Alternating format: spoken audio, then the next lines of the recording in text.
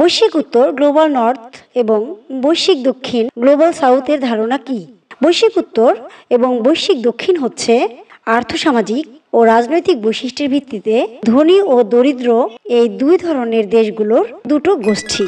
জাতিসংঘ বাণিজ্য ও উন্নয়ন সম্মেলন আংট্রাক্ট এর ধারণা অনুযায়ী বৈশ্বিক দক্ষিণ মূলত আফ্রিকা, ল্যাটিন আমেরিকা ও ক্যারিবীয় অঞ্চল, এশিয়া, ইসরায়েল, জাপান, দক্ষিণ কোরিয়া ব্যতীত এবং ওশেনিয়ার অস্ট্রেলিয়া ও নিউজিল্যান্ড ব্যতীত দেশ নিয়ে গঠিত।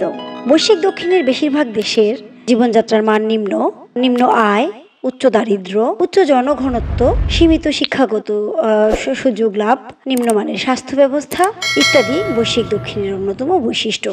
এছাড়া বৈশ্বিক দক্ষিণের শহরগুলোর পরিকাঠামোও অনুন্নত। অন্যদিকে বৈশ্বিক উত্তর হলো সেই সমস্ত দেশ যাদের আয় বেশি, জনঘনত্ব কম, শিক্ষার সুযোগ বেশি, উন্নত স্বাস্থ্য সেবা এবং নগরগুলোর পরিকাঠামোও উন্নত। বৈশ্বিক উত্তরের দেশগুলো হলো উত্তর আমেরিকা, ইউরোপ, ইসরায়েল, জাপান, দক্ষিণ কোরিয়া, অস্ট্রেলিয়া এবং নিউজিল্যান্ড। তবে এটি লক্ষণীয় যে এই বৈশ্বিক উত্তর বৈশ্বিক দক্ষিণের বিভাজন ভৌগোলিক অবস্থানের ভিত্তিতে নয়, বরং আয় সক্ষমতা ও জীবনমানের উপর নির্ভরশীল।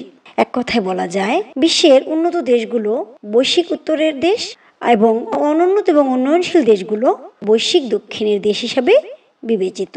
কিভাবে বৈশ্বিক দক্ষিণের ধারণা সূত্রপাত হয়? রাজনীতি ও অর্থনীতির নিরিখে মূলত বৈশ্বিক দক্ষিণের ধারণার সূত্রপাত ঘটেছে 70-এর দশকের প্রথম দিকে। তৃতীয় বিশ্বের ধারণাটির পাশাপাশি এই ধারণাটিও উচ্চারিত হতে থাকে।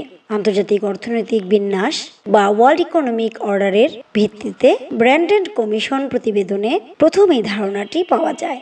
উইলি ব্র্যান্ডেন ছিলেন ব্র্যান্ডেন কমিশনের প্রথম সভাপতি।